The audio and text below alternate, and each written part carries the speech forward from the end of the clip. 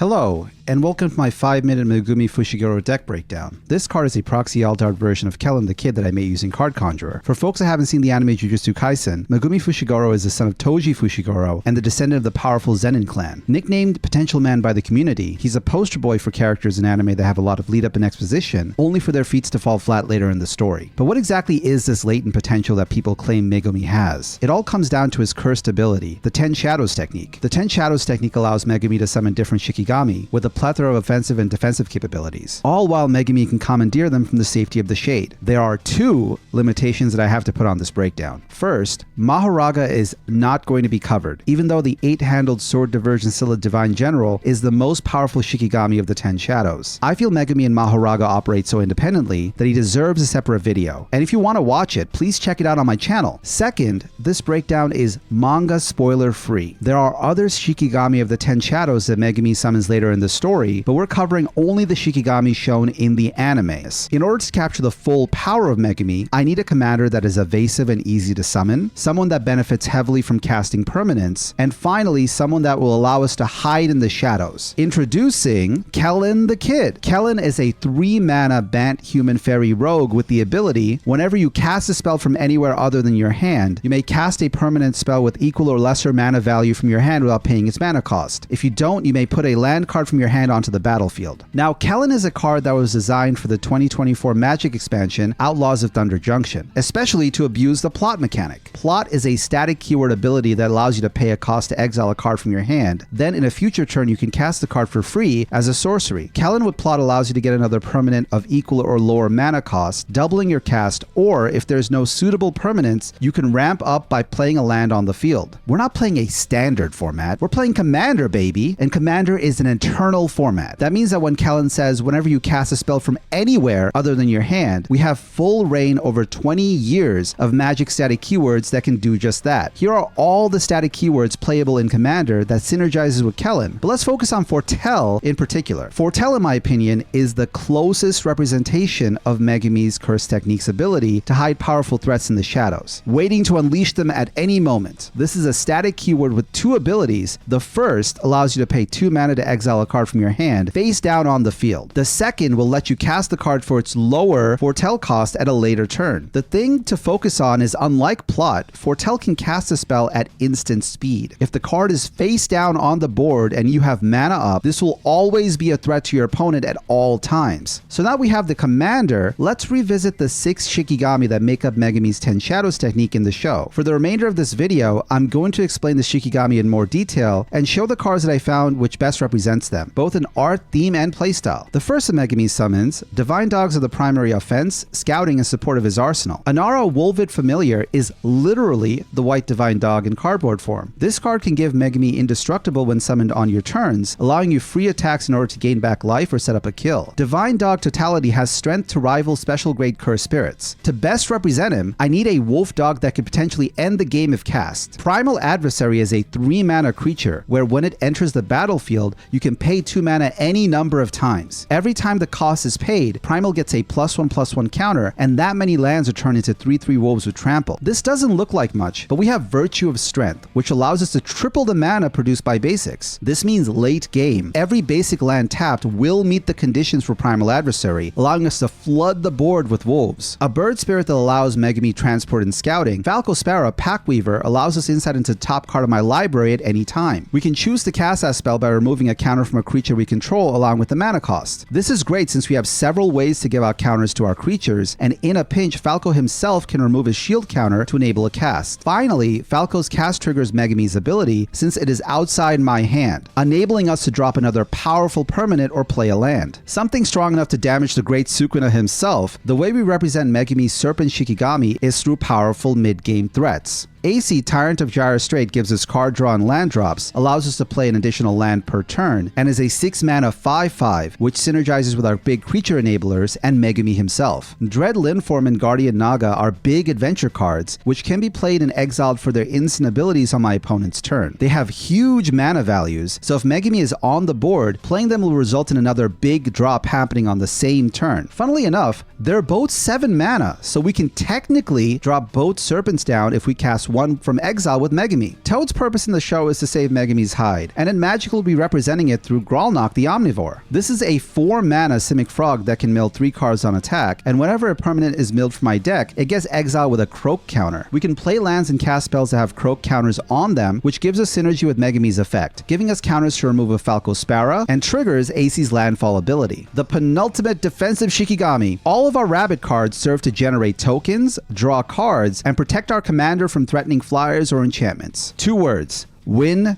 con. This card costs $20, but is necessary in this deck. Craterhoof Behemoth is an 8-mana green beast, which has haste. When this creature enters, creatures you control gain trample and +X/+X until end of turn, where X is the number of creatures you control. Megumi's deck revolves around casting creatures, and since Craterhoof is a non-legendary elephant, we can potentially clone him to bring out powerful game-winning trample swings. The large converted mana cost will also result in an endgame state, since at 8 mana, if there was some way to plot him, you can trigger Megumi's ability to drop, I don't know, one with the multiverse. Now that all that is said and done, let's talk about the domain expansion. Chimera's Shadow Garden. Chimera is the word of the day. Apex Devastator is a 10-mana Chimera Hydra for 10/10. Cascade, Cascade, then Cascade, and then Cascade again. What is Cascade? This is a static ability where you can exile cards from the top of our library until you can find a non-land card that costs less than 10 mana. That's literally every single card in this deck. The fact we trigger this ability 4 times and that every Cascade is a cast from exile trigger goes wild with Megumi's ability, allowing us to double, triple, no quadruple the value. If Apex ever gets counterspelled or destroyed, we can use the adventure sorcery side of Tillancall Hunter to cast him from exile on my next turn. So, do you think this deck captured the essence of Megumi? Are there any cards you think would be better suited to make this deck work more effectively? Let me know. Also, thank you for watching this video. What should the next Jujutsu Kaisen character be that I cover? Let me know in the comments. Stay tuned, more to come.